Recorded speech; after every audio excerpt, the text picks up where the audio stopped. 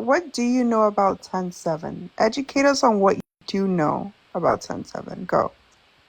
That over 1,200 Israelis, many innocent children, families, women, some military certainly, were... It's over half.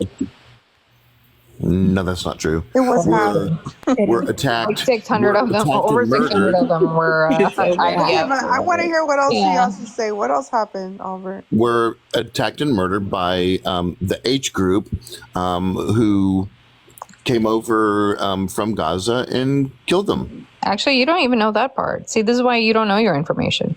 So we really? actually don't actually What's wrong have about what I said? I'm about to tell you what's wrong with what you said. We don't actually have a clear picture of what happened that day, because you know why?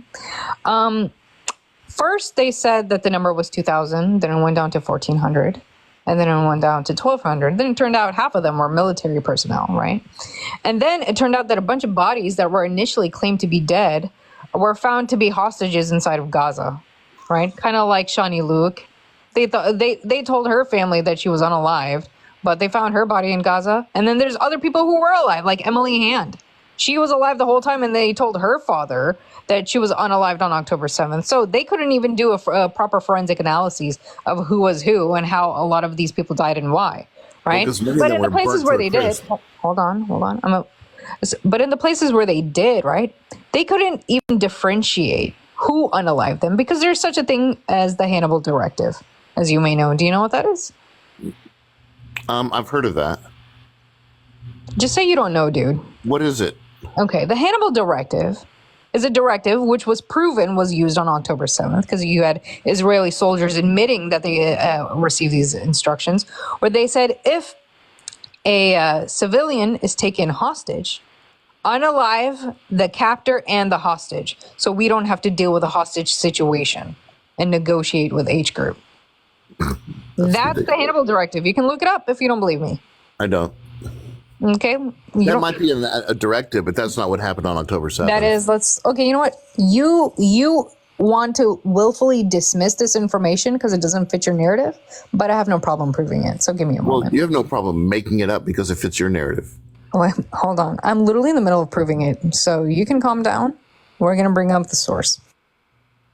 And Albert, just to be very, very clear, and I hopefully you would feel the same way, at least in this space. The people that I know on this panel would not make a claim without being able to substantiate it. So upon request, if you need a source, usually Pacific is already way ahead of you. She's going to pull it up before you even get the chance to ask for it. But yeah, so definitely it's not pulling these things out of thin air or making these conclusions or just drawing these conclusions based off of our own bias. So you're saying that, so the suggestion here is that the IDF unalived the H group person and the Israeli that was taken hostage at the same time. Is that what you're suggesting? Many civilians were unalived by the own IDF. Yes, they're dumb. Yeah, how many? How many were unalived by the IDF? I mean, look at the tragedy of what happened. Wait, hold on. That's what we're trying to tell you, is that you don't know what actually happened that day, like you claim you do. I don't. You're saying you do. I know a little bit more. Wait, hold on. I'm willing to claim that we don't have a full picture here, but it's certainly not what you proposed. Well, I don't have a full picture. I don't claim to, but you say you have a full picture. And no, you don't. You do have a false picture, though. I don't think I do. I'm going to show you the evidence. You accused me of making it up. Remember, you said that. You accused me of making it up. Just remember that. I don't think that's true. Okay. No. It's not that it's true. You accused me. That happened on You're about to get proven wrong. So you accused me of making something up. Just remember you said that. What does that say? Read that out loud. Another Israeli soldier admits to implementing Hannibal Directive October 7th. Okay, let's read this part. Okay. Let me remove the comments out of the way. Since I'm not too used to this, Mimi, how do I move the comments out of the way? Honestly, hold on one second. I can read it. Settings. settings? Is it in settings? I can try to read it still. It says, in the Israeli military terminology, the so-called Hannibal Directive is the policy of firing upon one's own soldiers to avert a prospective captive situation. There is a growing amount of evidence and testimony that suggests that on October 7th, the Hannibal Directive was implemented, at least to a certain extent, on Israelis. What's more, growing testimonies indicate that this policy was extended to Israeli civilians in the form of indiscriminate fire from helicopters and tanks. The recent outstanding Al Jazeera investigation on October 7th addresses this question at considerable length. Yes, several news outlets reporting this. Oh, But I made this up, right? Wait, remember? Just remember. remember, you said I made this up. I pulled it out of my ass. Just remember you said that. So Yeah, concede you were wrong. Say you were wrong. Okay, I was wrong. I just don't think it's true.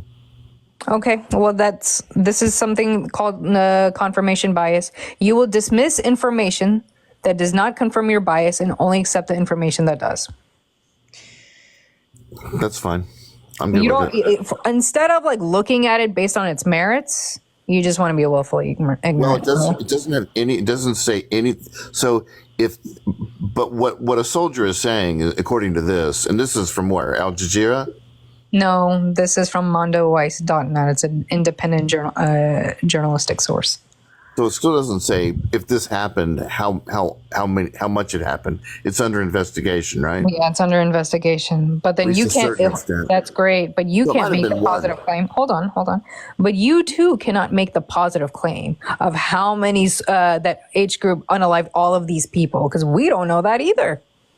Yeah, I don't know. I just think if this, I don't think that Israeli soldiers purposefully unalive their own people. Mm-hmm. You don't believe Right. that These genocide Israeli has taken soldiers- place at all.